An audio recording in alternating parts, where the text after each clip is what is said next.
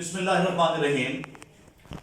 یہ آج ہماری انشاءاللہ تعالی یہ دوسری ویڈیو ہوگی اور سبق کے تناظر میں نے پہلے بھی کہا کہ ہمارے پاس اسپیکٹر میں پورا بیٹھا ہوا امتزاج ہے، یہاں پہ ہر بچے کا اپنا اپنا مزاج ہے، یہاں پہ بچے کا جو اعتماد کا جو لیول ہے جسے ہم کہتے ہیں وہ اس طرح بہت اوپر چلا جاتا ہے کہ جب ہمارے پاس بیٹھ کے بچے اپنے اپنے جذبات کا اظہار کرتے ہیں اور خوشی بھی محسوس کرتے ہیں کہ انہی کا یہ سلیبس ہے اور اس سے بخوبی جو ہے وہ انشاءاللہ تعالیٰ آگہی حاصل کریں گے۔ تو یہ فرسٹ ایئر یہ بچہ میرے پاس بیٹھا ہوا ہے، سیکنڈ ایئر کا بچہ بھی پاس بیٹھا ہوا ہے، تو اس سے اور ناہم کا بچہ بھی میرے پاس ہے APS سے۔ تو یہ بچے ان میں بھی میر تک میر ہیں اور غزل ہے یہ۔ تو یہ غزل سے مراد تو پہلے یہ ہے کہ جسے ہم کہتے ہیں کہ عورتوں کی باتیں، عورتوں سے باتیں جو اس کے عام اس کے بارے میں ہیں، لیکن میں بتا چکا ہوں کہ غزل جو ہے اس کا جو کینوس ہے، اس کی زمین بہت بڑی ہوتی ہے، یہ نظم نہیں ہے۔ اس کے شعر میں سیاسی حالات ہوتے ہیں، سیاسی ابتری ہے، تہذیب ہوتی ہے، تمدن ہوتی ہے، اس میں تمدن کی باتیں بھی ہوں گی اور اس کی اپنی ذاتی زندگی بھی ہے، یہ سارا کچھ اس میں ہوتا ہے۔ تو آج کے جو شاعر ہیں وہ یہ گور کس دل جلے کی ہمیر ایک شعلہ صبح یہاں سے اٹھتا ہے۔ تو میر تقی میر ان کو رئیس المتغزلین کہا جاتا ہے اور یہ غزل کے یہ بادشاہ ہیں۔ تو اس کا میں تعارف انشاءاللہ گاہے گاہے آپ سے میں کراؤں گا۔ یہ اردو کی غزل ہے، اس کے 10 نمبر ہوتے ہیں فرسٹ ایئر کے پیپر میں اور 10 نظم کے ہوتے ہیں۔ بڑے غور سے سنیے، اس سے استفادہ کیجئے تو آپ کو بھی یہ پیراگراف آئے گا۔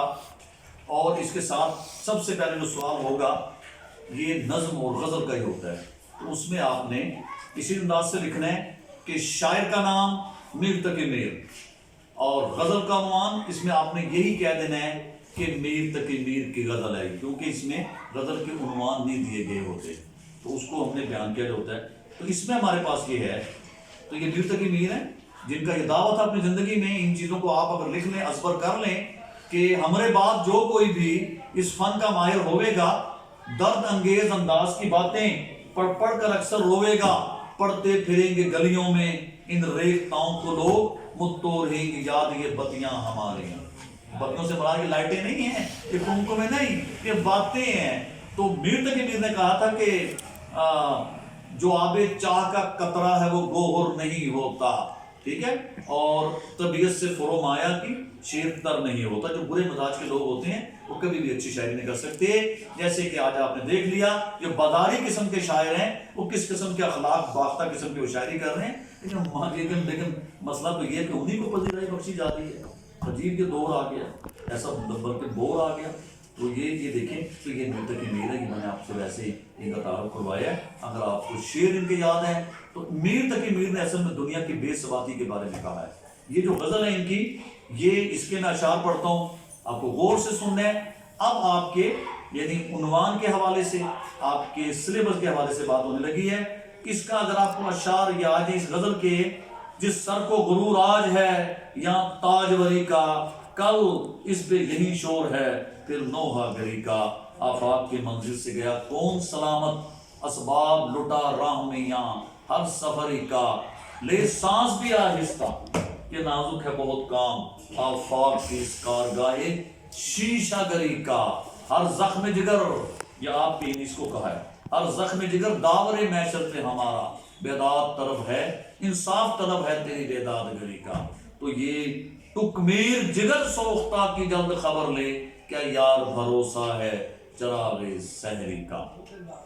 تو اس غزل میں میر تقی میر نے، اگر یہاں پوری تو نہیں آئے گی، آپ کو 2-3 اشعار آ سکتے ہیں اس میں سے، تو اس میں آپ نے ایسے پڑھنا ہے کہ جس سر کو غرور آج ہے، اگر آپ لکھ لیں مارکر سے تو زیادہ بہتر ہوگا وہاں پہ، تاکہ یہ آپ کی اچھی جو ہے یعنی ایک جو چیک کرنے والا ہوگا، یعنی آپ کے بارے میں اس کا یہ ذہن جائے گا کہ بچہ جو ہے بڑا اچھا ہے اور اچھا اثر پڑے گا۔ تو جس سر کو غرور آج ہے یا تاجوری کا، کل اس پہ یہی شور ہے پھر نوحہ گری کا۔ غزل میں ہر شعر کی الگ الگ تشریح ہوتی ہے، سیکنڈ ایئر بھی سن لیں، فرسٹ ایئر بھی سن لیں، نحو بھی سن لیں، دہم بھی سن لیں۔ نظم کو بند کو پورا لکھا جاتا ہے، اس بند کو بند کر دیا جاتا ہے آپ کے اچھے الفاظ میں۔ نظم کا یعنی یہ عنوان ایک ہوتا ہے، اس لیے کہا جاتا ہے۔ اور جو غزل ہوتی ہے اس کے آپ نے ہر شعر کو الگ سے لکھنا ہے۔ تو آپ نے لکھ دیا کہ اگر آگے جس سر کو غرور آج ہے یا تاجوری کا، کل اس پہ یہی شور ہے پھر نوحہ گری کا۔ آپ پڑھیں ذرا پہلا شعر تاکہ تلفظ ٹھیک ہو جائے۔ جس سر کو غرور ہے آج یہاں تاجوری کا، کل اس پہ یہی شور ہے پھر نوحہ گری کا۔ اب آپ نے اس کے مفہوم لکھنا ہے پہلے، مفہوم۔ تو مفہوم میں یہ کہنا ہے آپ نے کہ میر تقی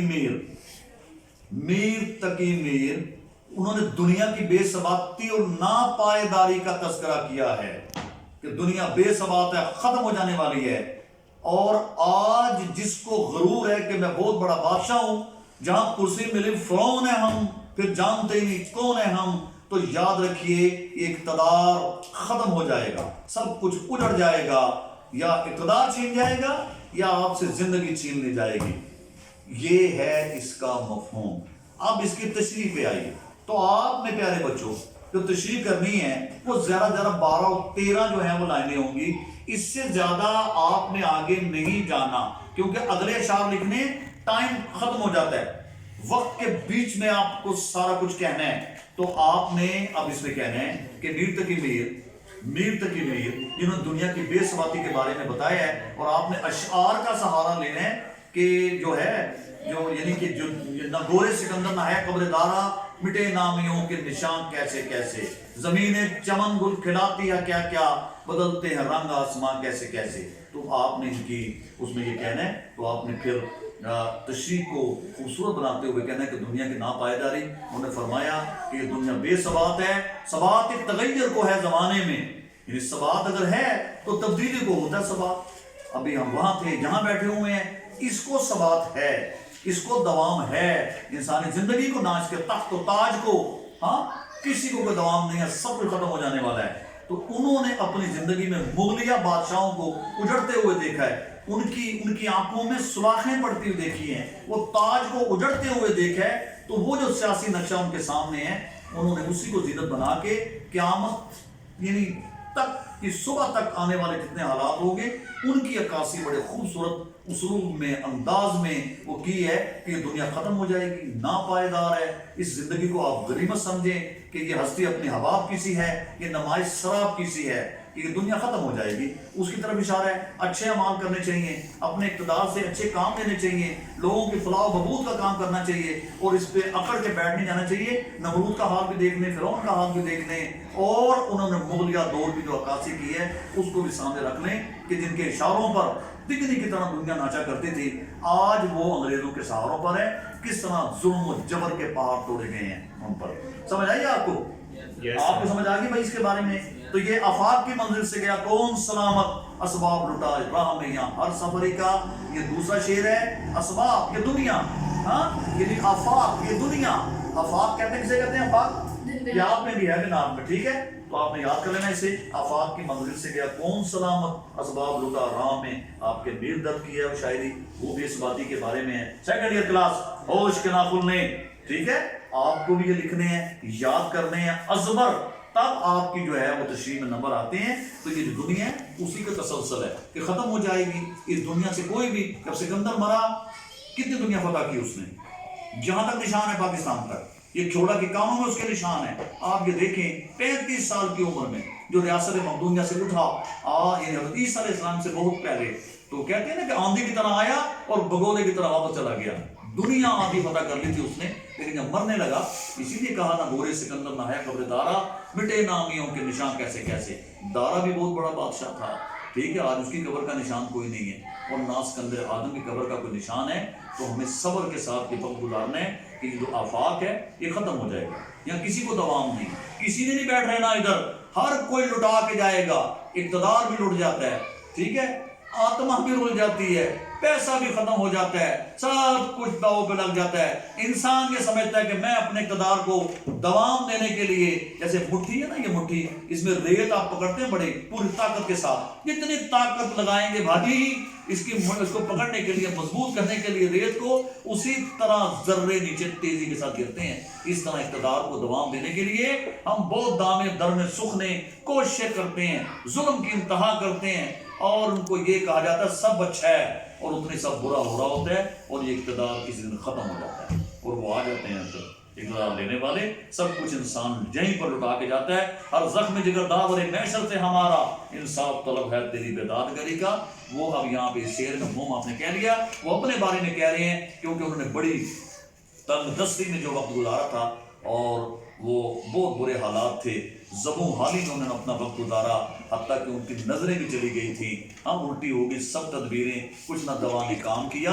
یہ انہی کا ہی ہے کہ ان کا وہ کہتے ہیں کہ پھر اپنے آپ کو وہ پیش کرتے ہیں کہ میں قیامت کے روز لوگوں نے، اپنوں نے اور پرایوں نے، داور محشر کسے کہتے ہیں؟ داور محشر، کہ اللہ تعالیٰ کو کہا جا رہا ہے کہ قیامت کے روز جب اللہ یہ کہیں گے نا بھائی لمن الملک اليوم، لمن الملک اليوم، 3 دفعہ اللہ کہیں گے کہ آج کس کی حکومت ہے، آج کس کی حکومت ہے، کون بولے گا وہاں پہ؟ کوئی نہیں بولے گا، اور اللہ کہیں گے للہ واحد القہار، کہ آج میری حکومت ہے۔